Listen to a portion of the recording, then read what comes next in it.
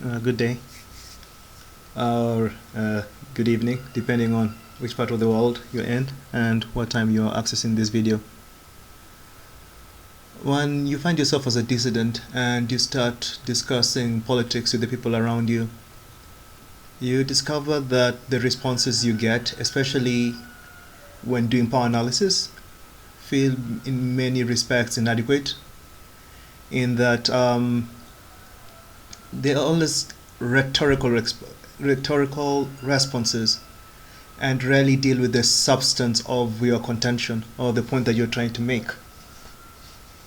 And so, since the past few videos, what I've been doing is laying up groundwork to prepare for the more specific content, referring to the being more specific about the details of the political context that I find myself living in, and attempting to make a few predictions and prescriptions as to how to respond to our current political reality. And so, when we're doing power analysis, we start from civics class, right? Where we are taught that the president is the one that's in charge, right? He's the one that listens to the concerns of the people, usually through representatives and advisors, right? And to protect the citizens from abuse of his power or the power of his cronies, right? We'll have things like elections and term limits, right? We have institutions that embody an idea of separation of powers, try to balancing things out, and you have a constitution that further limit or constrain the amount of damage that a person can do in the office of being in charge, right? Essentially, it's in summary, you could say what, right? Government in three arms so that they can't be like kings of old. And so when people are making laws, we have got a legislature that is going to deal with that, who accomplish that goal through debate, compromise, and building consensus through debate, right? And they are representatives from regions of state, like regions of the various regions of the state. We also have the judiciary. They're the ones who interpret or adjudicate the law, right? And they're expected to be impartial in their judgment. Then we have the executive that will enforce the law and protect the citizenry, right? And all this is being guided by a constitution. So 3 arms of government, right? By the people, for the people. But as we mature and we grow, we realize that that isn't the case. I'm sure all of us can think examples of abuse of power, right, in various political leaders in whichever country that you're in the world. You can think of incidences of corruption and incidences of manipulation, of murders, crimes by just basically the political elite, and they have ways of getting away with it, right? So the reality doesn't mirror our civics class. But then the first question that comes in light of that is that who then is in charge? If the guy you expect to be number one isn't number one, who is in charge? And I think we would be fair to assume it be not be far-fetched to think that there is some sort of great cardinal, right? And examples would be Cardinal Richelieu in The Three Musketeers, or Rasputin in late Imperial Russia, right? And there is the question of, okay, so we have a great cardinal. Why is the great cardinal in charge? Academic Agent has this video where he was exploring 7 different theories that you'd find in the political right, and also notice that it's similar on the political left, as people are theorizing as to why the great cardinal is in charge, right? So either you have an incompetent political elite, right? You have people who are seeking power and control. It's a product of emergent behavior, right? Organizations and corporations seeking greater profits. People who are seeking for revenge, right? Or looking for redress for some perceived or historical slight. But then personally, these groups of people who are like looking for redress, I suspect that it might be connected to some vice in their person, and it might actually be post hoc rationalization for seizing power, right? It could be the products of one new set of elites removing an old set of elites, or it could be a combination of any of those other factors. It's a good video. I could recommend. It's a good video in my assessment, and I recommend that you take time to watch it. And the other question now becomes: is there a way of knowing who the Grey Cardinal is? If you think about it, we can identify three stores of power, right? People would say it's money talks or it's rich people, but it seems to be too simplistic an explanation, right? So we find, for example, like in China, where the state could use state power, right, to make the wealthy toe the line. Or early on in Putin's presidency, how he dealt with certain political opponents, right? Well, basically, yeah. From my understanding, the story is that there were some wealthy people that were against him, and the people around him and let's say the power network connected to him was able to deal with that opposition. So money talks doesn't seem to be enough, a suitable explanation as to why we have Grey Cardinals, right? You can pick out the three stores of power. I can say is influence, martial capacity, and control and distribution of resources, right?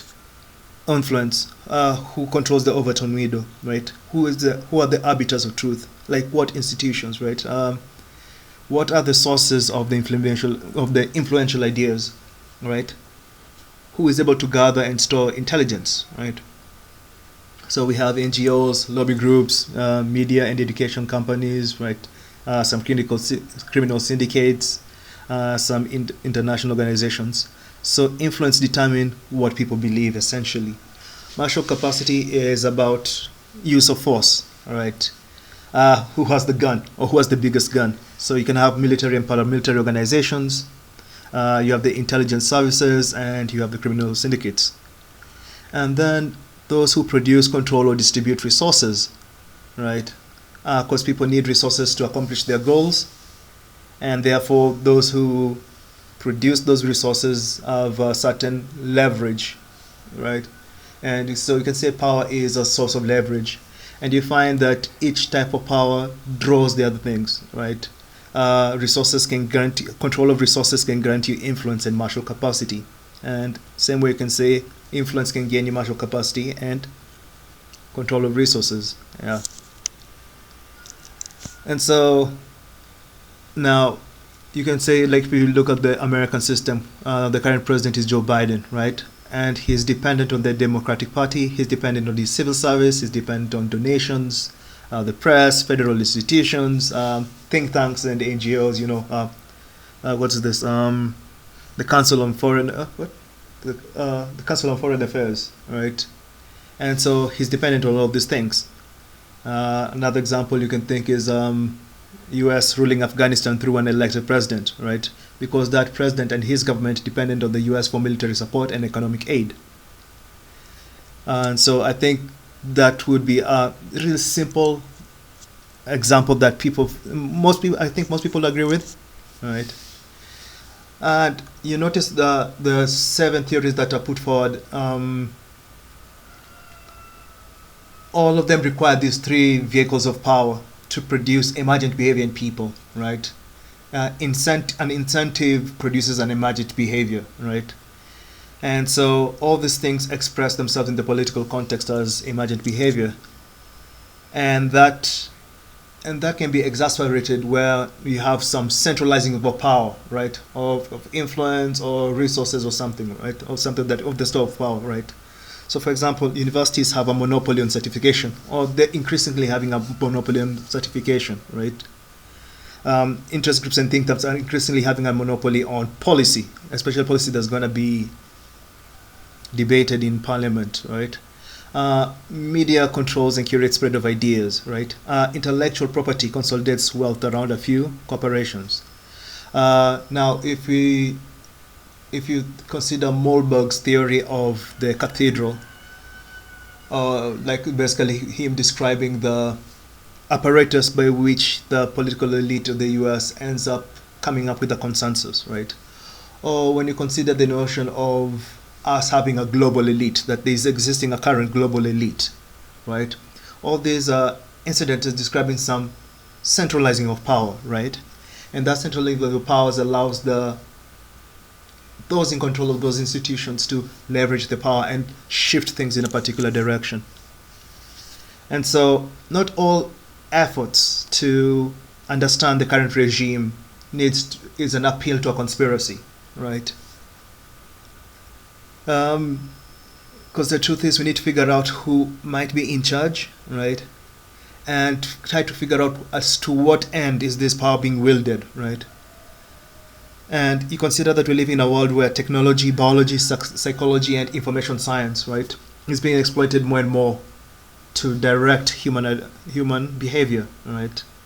When they talk about that all these things need to be done for the sake of the market, right? To understand your clients or things of the sort.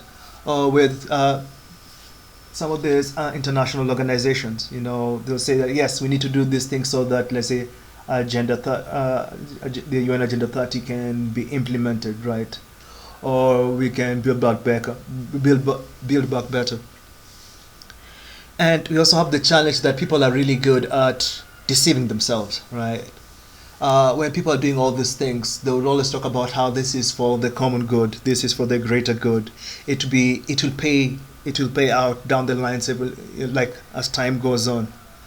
And the project is given such a overestimate, right? We're given such a rosy picture, such that when the reality kicks in, it doesn't look as good. In Kenya, there was such praise for the SGR, the standard gauge railway, right? But then there were problems with costs. There were problems with the amount of profits that were estimated for it to produce and how it be used. Apparently it's going to be used a lot for industry, right? But it's used a lot for passenger travel and things of the sort. So how am I preempting whatever objections that will come when we use power analysis in subsequent videos? Just be sure it's not a conspiracy, right? It's use of deductive reasoning, it's use of inference, right? And that allows us to draw a map, kind of figure out the chessboard. If we think of politics as chess, to be able to play chess, you need to be able to see the chessboard and you need to see the pieces, right? And so if you put yourself in a frame whereby you see power analysis as a conspiracy or an expression as a conspiracy, it's a mistake. And that will be counterproductive to the effort of understanding the world that you're living in, like the political reality that you find yourself existing in. And it is a good intellectual exercise. So if you think about influence, if you think about power, if you think about martial capacity in your community and your society, where does the power lie? Who is in charge? Thanks.